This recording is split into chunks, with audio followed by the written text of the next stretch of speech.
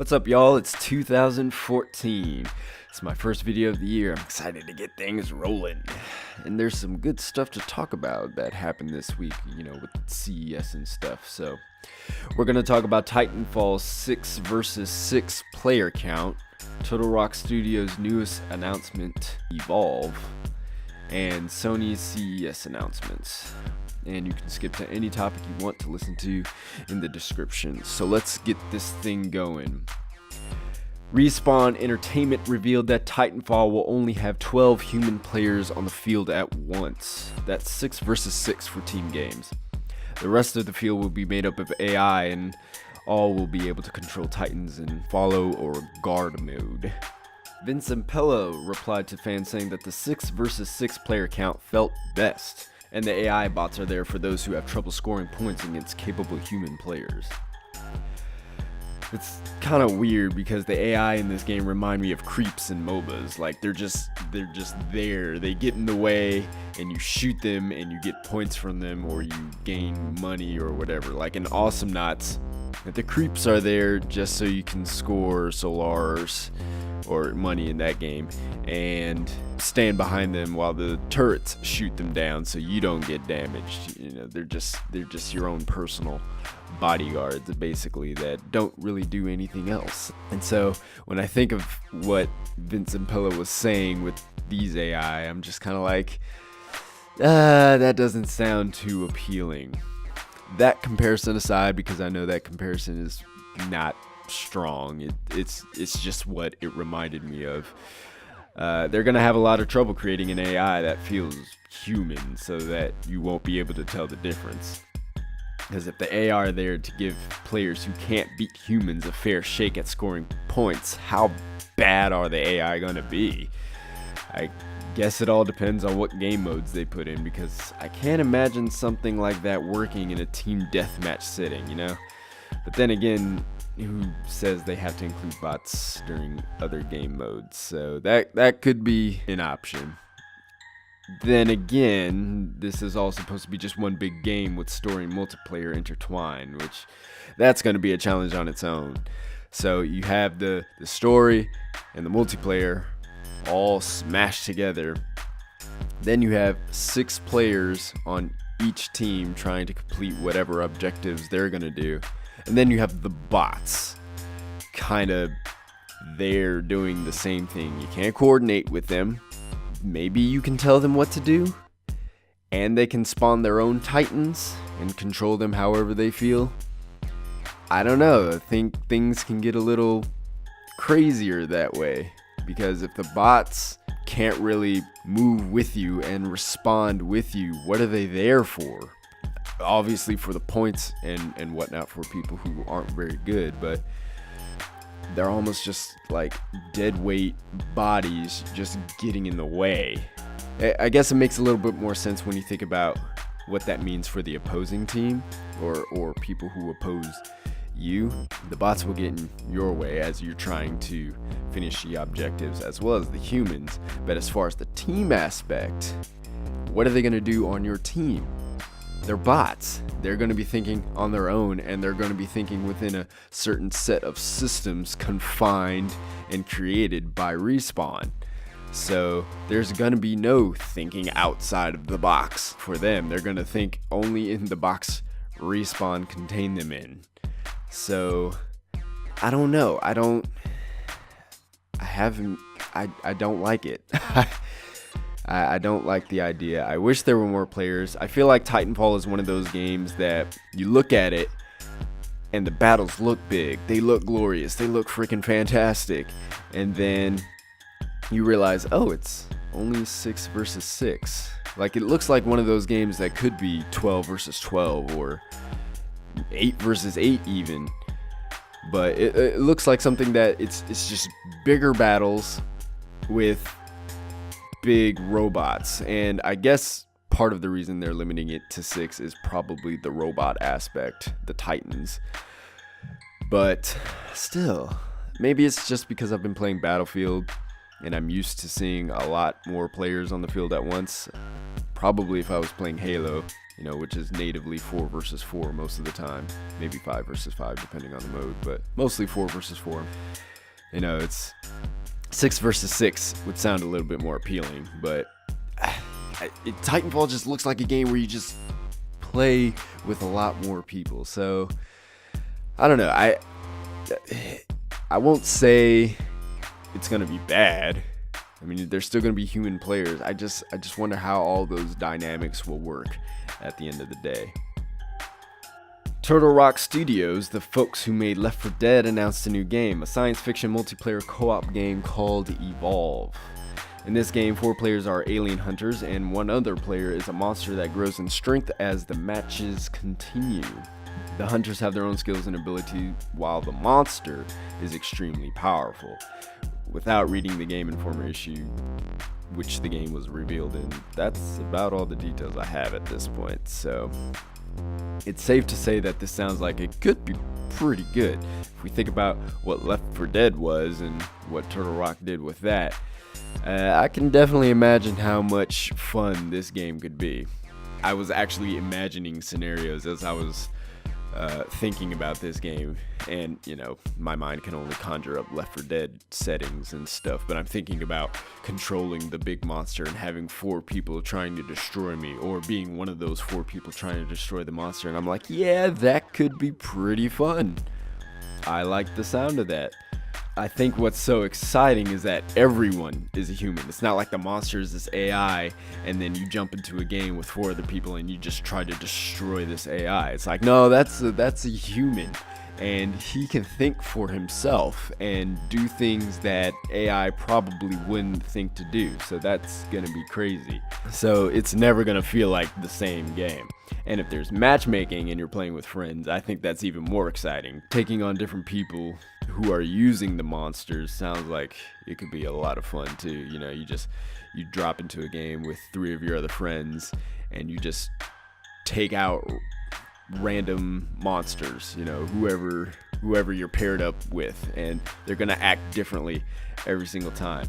My only concern with this game as of right now is that the studio has to prevent strategies where hunters can use the same strategies to destroy the monster. So like in survival games or plenty of other different games where people create FAQs and strategies like, this is the best strategy to win this level or win against this group of people, or on this level this is what you want to do.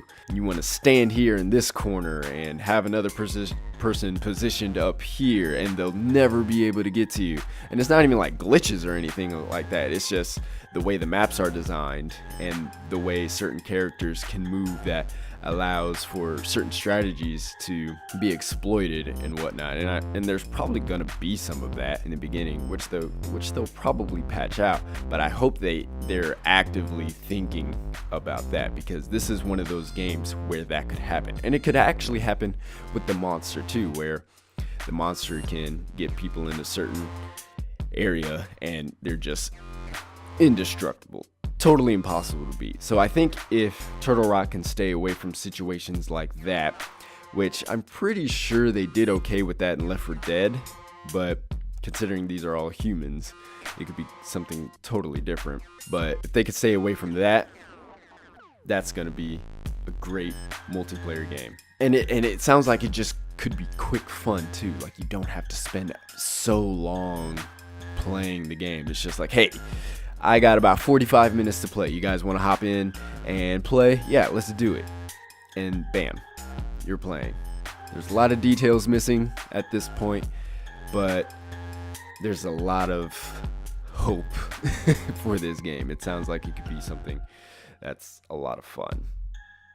And during CES 2014, Sony announced PlayStation Now, which is a streaming service that will be able to stream PlayStation 1, 2, and 3 games on the PlayStation 4 and the Vita, and Vita games can be streamed to the PlayStation 4.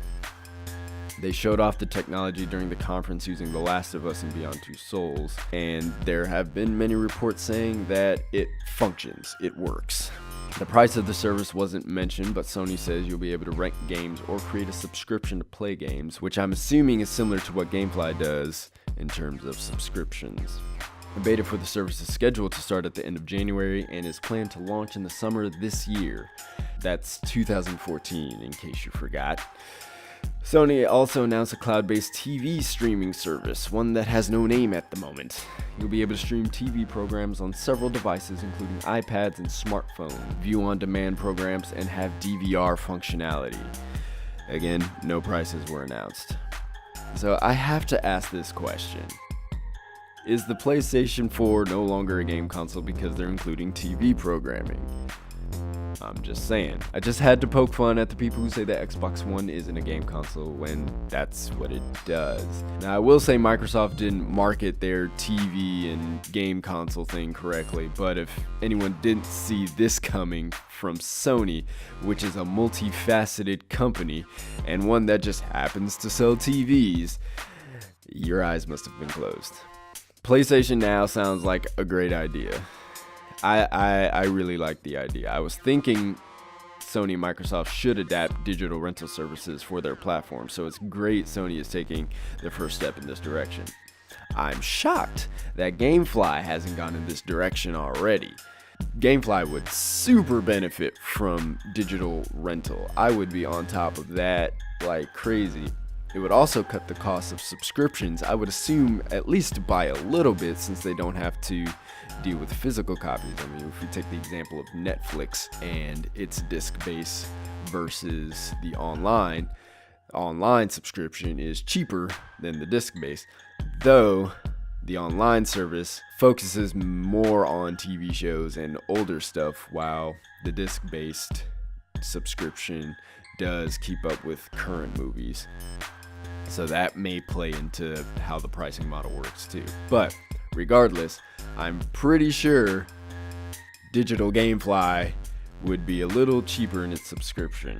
So, like I said, I wouldn't have a problem with doing a digital rental service. I would probably prefer that because I'm not owning the game. As far as purchasing physical copies, I would rather do that because I own the physical copy, and you know, it's just nice to own something physical. But with digital, I'm going to return it anyway, so I don't have a problem with the idea of renting something digitally and then returning it.